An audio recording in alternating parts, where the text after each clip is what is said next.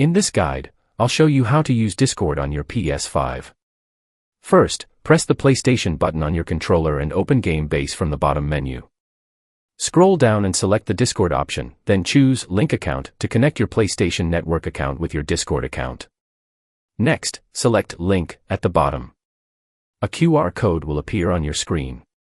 You can either scan it using your phone or open a web browser and go to discord.com/activate. Once there, enter the code displayed on your PS5. You may need to sign into your Discord account. After that, simply authorize the connection, and your accounts will be linked. Now, return to your PS5. You should see your Discord account connected. Exit this section and go back to the previous menu. From here, you can start a direct voice chat with your friends or join any server you're part of and enter voice channels to chat. If you found this guide helpful, don't forget to like and subscribe. See you in the next one.